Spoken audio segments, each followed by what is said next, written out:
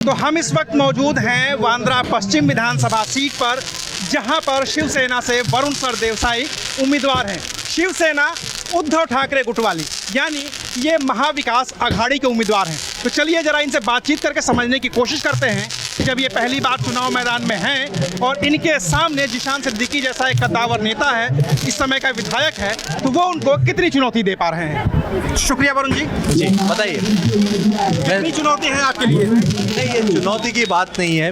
ये जो पूरा विधानसभा चुनाव क्षेत्र है ये शिवसेना का गढ़ रह चुका है और इसमें जो दूसरी स्ट्रॉन्ग पार्टी है वो कांग्रेस है। पिछले बार आपने जिस जिशान सिद्दीकी की जिक्र की वो कांग्रेस की टिकट पर चुनकर आए थे।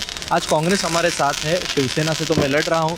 शिवसेना और कांग्रेस एक साथ महाविकास आघाड़ी जो में है, इसलिए कोई टेंशन की बात नहीं है। वरुण जी, जब मैं आपका परिचय दे रहा था शिवसेना बोला, फिर एक बार मुझे रुकना पड़ा और उसमें जोड़ना पड़ा उद्धव ठाकरे। ये 2022 से पहले परिस्थिति नहीं थी, आपका चुनाव निशान नहीं था। अब आप मशाल के साथ हैं, पहले आपका तीर धनुष चुनाव निशान हुआ करता था। बदली परिस्थितियों में कितना मजबूत पा रहे हैं आप शिवसेना को? हम बहुत मजबूत हैं। आप लोकसभा के नतीजे भी देखिए। भाजपा जब हम उनके साथ रहते थे तो 48 में से 42 सीट्स हम साथ में जीतते थे। आज वो सिर्फ 16 जीते हैं। तो उद्धव ठाकरे जी उनसे दूर होने के बाद उनकी क्या हालत महाराष्ट्र में हो गई ये आपने देखा है। महाविकास आघाड़ी में शिवसेना आने से पहले कांग्रेस और राष्ट्रवादी 8 और 9 सीट जीतते थे। हम साथ में आ गए 32 सीट जीत गए हैं। हमने हमारा नया पार्टी का नाम नया निशान लेके हमने 9 सीट जीते हैं। इसीलिए और ये जो पूरा चुनाव क्षेत्र है ये इधर मातोश्री निवास स्थान आता है जहाँ हिंदू हृदय सम्राट बाला साहेब ठाकरे जी रहते थे और उद्धव ठाकरे साहब अभी भी रहते हैं, आदित्य जी ठाकरे रहते हैं। और इसीलिए यहाँ के लोगों का और मातोश्री का एक अलग सा नाता है। ये प्यार का नाता है, सम्मान का नाता है, भरोसे का नाता है और वो सब प्यार अब मुझे मिल रहा है। आप ही के कुछ लोग ये कह रहे हैं कि वरुण सरदेसाई को कोई दूसरी सीट दे देनी चाहिए थी, क्योंकि यहाँ पे जिशान सिद्दीकी उम्मीदवार हैं और बड़े कद्दावर उम्मीदवार हैं। अभी उनके पिताजी की हत्या हो गई, उसके बाद उनको सिंपैथी वोट भी मिल सकते हैं। आप किस तरीके से देखते हैं? नहीं, देखिए, सिंपैथी वैयक्तिक तौर पे, व्यक्तिगत तौर पे शायद होगी नहीं होगी मुझे पता नहीं, पर ये एक जनरल इलेक्शन है और जनरल इलेक्शन में लोग कई सारे मुद्दे देखते हैं। अपने एरिया का विकास देखते हैं। 5 साल में वो कुछ भी विकास नहीं कर पाए, इसीलिए आज आप उनसे कोई भी इंटरव्यू देख लो, उनके कोई भी स्पीच सुन लो, वो सिर्फ अपने जो सिंपैथी का कार्ड है वो कहीं ना कहीं वो खेलने की कोशिश कर रहे हैं। और ठीक है, वो बुरा भी उन्हें लग रहा होगा, उसमें कोई गलत बात नहीं है। लेकिन जब आप चुनाव लड़ते हो तो आपके पास क्या विकास का विजन है और आपने 5 साल में क्या काम किया है, इस पर बात होनी चाहिए। आप चूंकि एक सिविल इंजीनियर भी रहे हैं और अभी हम निर्मल नगर में खड़े हैं, इनकी गलियों की हालत देखिए, सड़कों की हालत देखिए, अभी जहाँ हम चल रहे हैं उसकी हालत हम देख पा रहे हैं। कैसे ठीक करेंगे इन सब चीज़ों को? पूरा 90% मेरा विधानसभा क्षेत्र जो है ये स्लम है और इसीलिए परमानेंट हाउसिंग ये सबसे बड़ी यहाँ की ज़रूरत है। यहाँ के जो लोग हैं ये जो स्लम में रहने वाले हैं, चौली में रहने वाले हैं, ये क्या कल आए हुए लोग नहीं है। उनकी 3-3 पीढ़ियाँ यहाँ पर रह चुकी हैं और फिर भी यहाँ पर चाहिए वैसा काम हो नहीं पाया।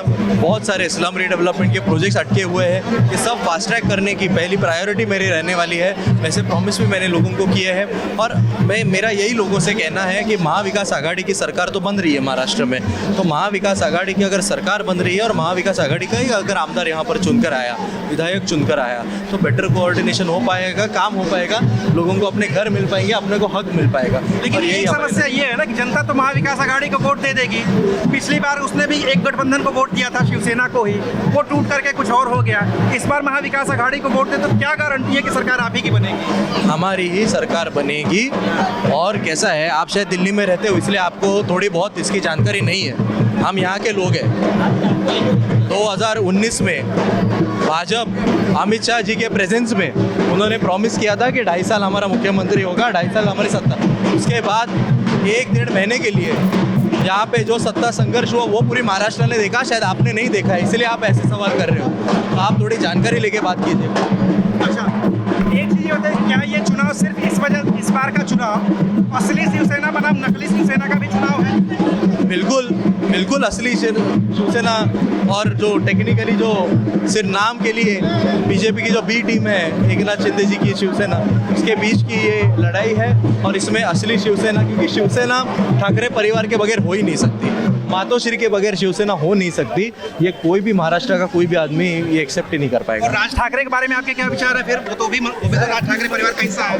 राज ठाकरे जी ने नंतर मग इकडे खाली जाऊया पुढे जाऊया इथे वरती ऑफिस आहे रूट असं आहे ना असंच जाऊया राज ठाकरे जी ने 16, 17, 18 साल पहले खुद की पार्टी निकाली है वो अब उनका खुद का अलग उनके कार्यकर्ते हैं अलग वोटर बेस है वो अलग पार्टी चला रहे हैं तो वो जाने उनकी पार्टी जाने एक आखिरी सवाल का जवाब दे दीजिए। आपके विरोधी आपके जॉब स्कैम का आरोप लगाते हैं, जॉब स्कैम का आरोप लगाते हैं, आपके ऊपर लगाया गया बीच में आपने उसका जवाब नहीं दिया, कैसे टैकल कर पा रहे हैं इस मुद्दे को? कोई मुझ पर कोई भी आरोप नहीं लगा रहा जब मुझ पर 1-2 साल पहले किसी व्यक्ति ने आरोप किया था वो भी फ्लोर ऑफ द हाउस पे किया था ताकि मैं उन पर कोई कार्रवाई नहीं कर पाऊँ जब मैंने उनको बताया कि अगर आप में हिम्मत है आप प्रेस पे आके ये बात कीजिए मैं आप पे डिफेमेशन डाल दूंगा या फिर आप प्रूफ दीजिए 1% भी कहीं पर प्रूफ आ नहीं पाया कोई भी वर्थ हुआ नेता रहता है नाम रहता है उस पर कुछ ना कुछ बोलना ही पड़ता है लोग बोलते हैं वरुण सरदेसाई चर्चा में सबसे ज्यादा हम लोगों के सामने तब है जब आपने नवनीत राणा का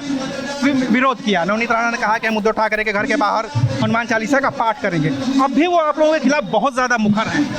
नहीं देखिए मैं तो उनको जानता भी नहीं उन्होंने चुनौती मातोश्री को दी थी ठाकरे परिवार को दी थी और इसीलिए एक शिवसैनिक होने के नाते मैं वहाँ पर उतरा था मेरी क्या मैं उनको जानता भी नहीं मेरी कुछ व्यक्तिगत उनसे ना दुश्मनी है ना मुझे हमदर्दी है तो अभी हमारा पूरा फोकस ये आने वाले 20 तारीख के चुनाव पर है मैं उसी पे बात करना चाहूँगा। क्योंकि आप आंकड़ों के आदमी हैं, कहा जाता है कि आंकड़े बहुत दुरुस्त रहते हैं वरुण सरदेसाई के, तो आंकड़ा क्या कोट कर रहे हैं, कितनी सीटें आप लोग जीत रहे हैं? आप अगर मुझे जानते होंगे मैं कभी भी पहले आंकड़े बताता नहीं हमारी पढ़ाई तय हो गई है और मैंने आपको पहले ही बताया महाविकास आघाड़ी की सरकार बनेगी 23 तारीख को ये सीट पे पर ही महाविकास आघाड़ी का झंडा होगा शिवसेना उद्धव बाला साहब ठाकरे जी का झंडा होगा और हम यहाँ से जीत रहे हैं। ये थे बांद्रा पश्चिम से उम्मीदवार वरुण सरदेसाई जो बार बार ये दावा कर रहे हैं कि इस बार भी सरकार महाविकास आघाड़ी की ही बननी है। शुक्रिया, आप देख रहे थे ABP लाइव।